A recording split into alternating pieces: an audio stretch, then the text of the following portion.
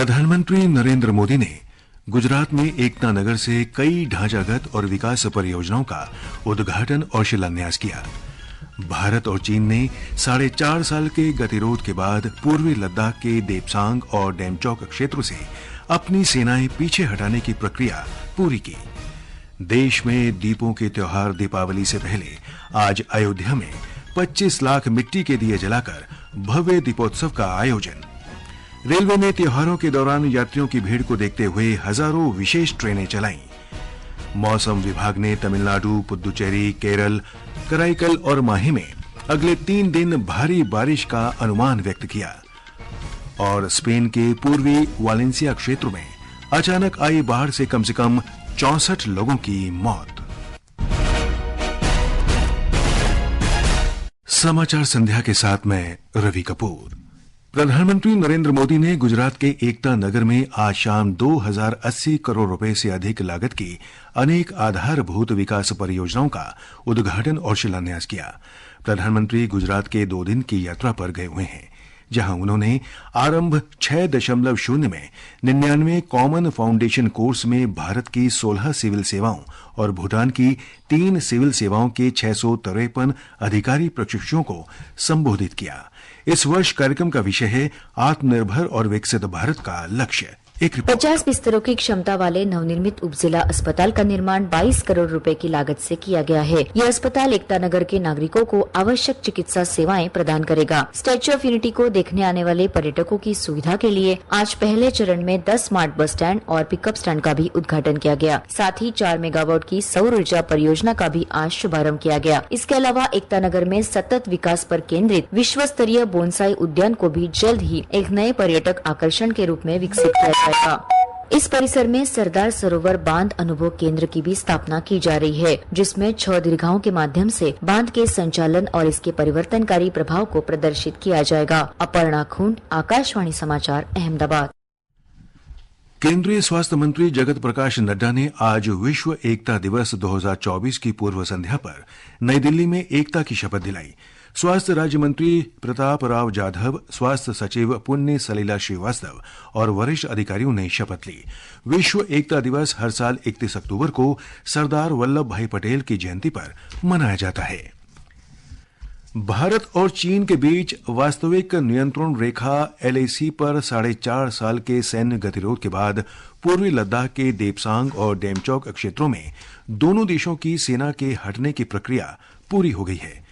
हमारे संवाददाता ने बताया है कि सैन्य सूत्रों के अनुसार स्थानीय कमांडर स्तर पर बातचीत जारी रहेगी और सीमा पर गश्त जल्द ही फिर से शुरू होगी। क्षेत्र में सामान्य स्थिति बहाल करने की दिशा में ये एक महत्वपूर्ण कदम है। सूत्रों के अनुसार सत्यापन का काम चल रहा है और जमीनी कमांडरों के बीच गश्त के तौर तरीकों पर फैसला किया जाएगा।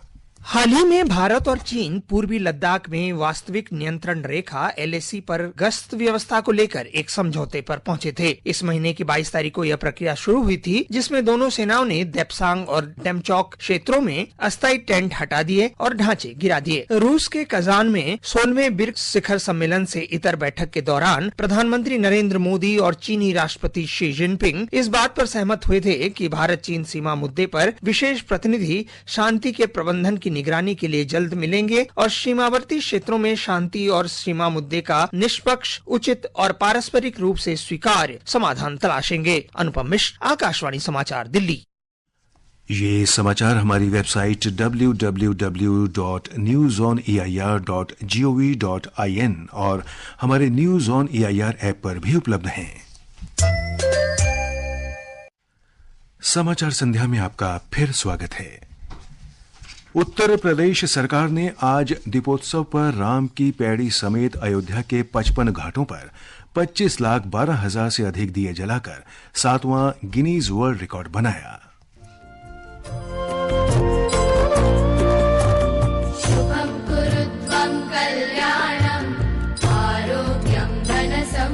इस वर्ष एक और विश्व रिकॉर्ड बना, जिसमें 1121 बटुकों ने सरयू के घाटों पर एक साथ सबसे बड़ी आरती की। केंद्रीय संस्कृति एवं पर्यटन मंत्री गजेंद्र सिंह शेखावत, उत्तर प्रदेश के मुख्यमंत्री योगी आदित्यनाथ, कई अन्य कैबिनेट मंत्री और बड़ी संख्या में संतों ने इस कार्यक्रम में भाग लिया। श्री योगी ने कहा कि दीपोत्सव न केवल अयोध्या और उत्तर प्रदेश के लिए एक बड़ा आयोजन बन गया है, बल्कि देश और दुनिया के लिए भी एक अनूठा आयोजन बन गया है। एक रिपोर्ट।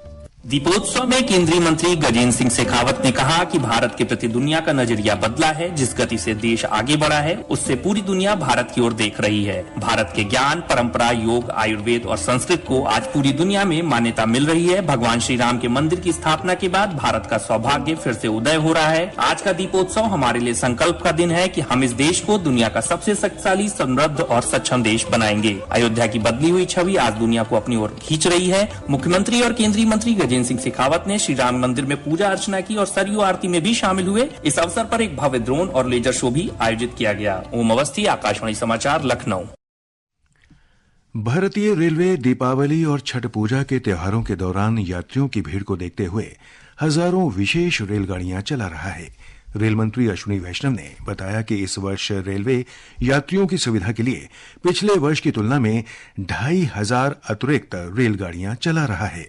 इस साल 7000 ट्रेन्स रन की जा रही है छठ और दीपावली के लिए स्पेशल ट्रेन्स, यानी करीब करीब 2 लाख लोग एक्स्ट्रा डेली ट्रैवल कर पाए, वो व्यवस्था की जा रही है। हमारे संवाददाता ने बताया है कि प्रमुख स्टेशनों पर अतिरिक्त टिकट काउंटर बनाए गए हैं। इसके अलावा यात्रियों की आवश्यकता को पूरा करने के लिए स्वचालित टिकट वेंडिंग मशीनें, पूछताछ काउंटर, खान पान सेवाएं, पीने का पानी और मोबाइल शौचालय भी स्थापित किए गए हैं। रेलवे स्टेशनों पर सुविधाओं के बारे में उत्तर रेलवे के मुख्य जनसंपर्क अधिकारी हिमांशु शेखर उपाध्याय ने कहा कि रेलवे ने भीड़ को व्यवस्थित करने के लिए कई प्रबंध किए हैं। हमारा जो अनरिजर्व और रिजर्व पैसेंजर है उसको हम लोगों ने सेग्रीगेट कर दिया है ताकि क्रिस क्रॉस मूवमेंट न हो। सिक्योरिटी स्टाफ की भी संख्या में करीब करीब 30% की वृद्धि की गई है। स्पेशली महिला रक्षा कर्मियों की संख्या भी बढ़ाई गई है। दीपावली के त्योहार के दौरान संभावित आग की घटनाओं से निपटने के लिए दिल्ली अग्निशमन विभाग ने व्यापक प्रबंध किए हैं। उधर प्रमुख अस्पतालों ने दीपावली को देखते हुए घायलों के उपचार के लिए विशेष प्रबंध किए हैं। राम मनोहर लोहिया अस्पताल में अग्नि दुर्घटनाओं के रोगियों के लिए आपातकालीन वार्ड बनाया गया है। अखिल भारतीय आयुर्विज्ञान संस्थान एम्स के बर्न विभाग के अध्यक्ष डॉक्टर मनीष सिंघल ने आकाशवाणी को बताया कि घायलों को समय पर उपचार उपलब्ध कराने के लिए विशेष तैयारी की गई है।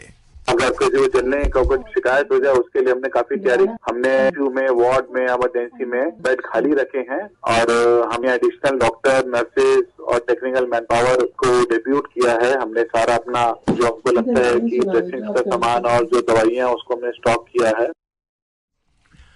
महाराष्ट्र में एक ही चरण में होने वाले विधानसभा चुनाव और झारखंड में दूसरे चरण के लिए आज नामांकन पत्रों की जांच की गई।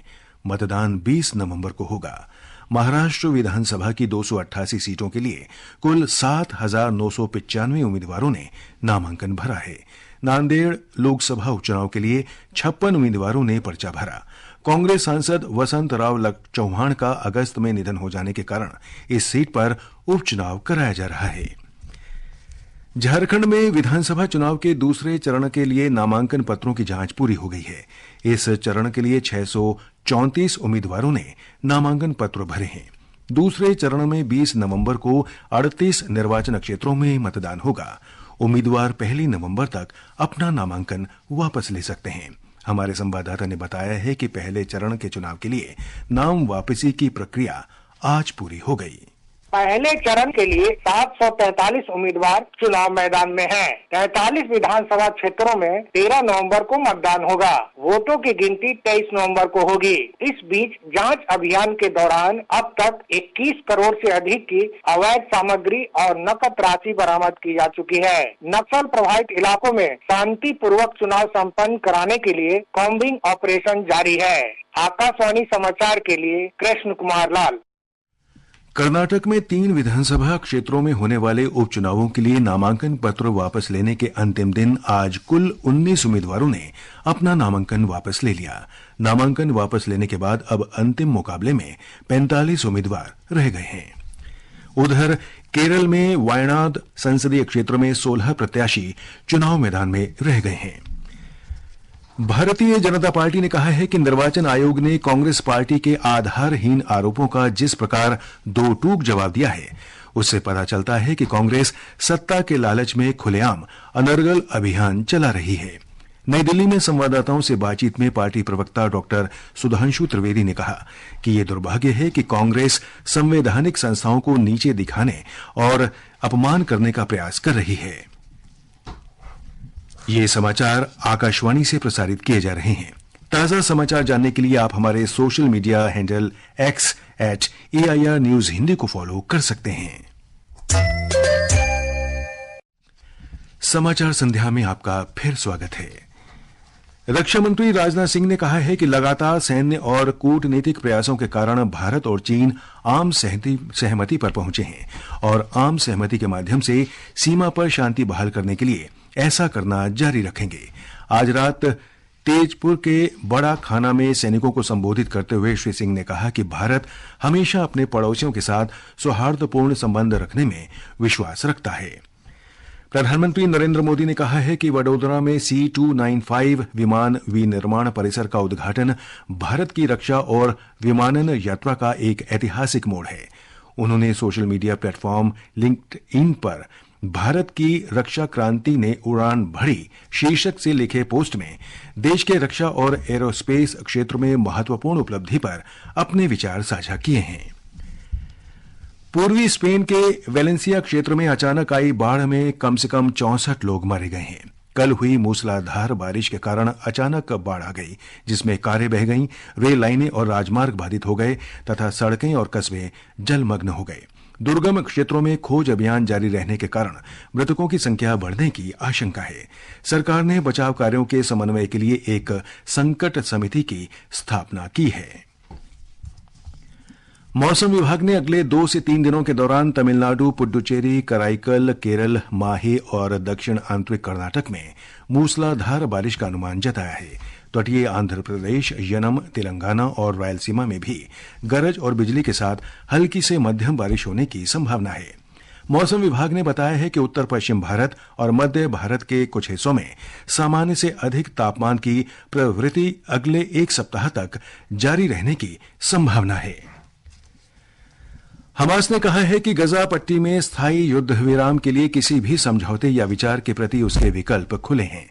कल हमास के एक वरिष्ठ अधिकारी ने कहा कि समझौतों या विचारों में गजा पट्टी से इजरायली सेना की वापसी, नाकाबंदी हटाना, राहत सहायता और आश्रय के प्रावधान सहित कैदियों की अदला बदली का समझौता भी शामिल होना चाहिए।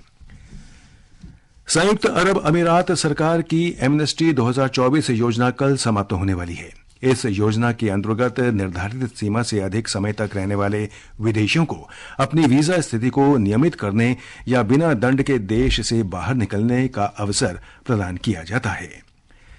दुबई में भारत का महावाणिज्य दूतावास इस प्रक्रिया में भारतीय प्रवासियों की सक्रिय रूप से सहायता कर रहा है।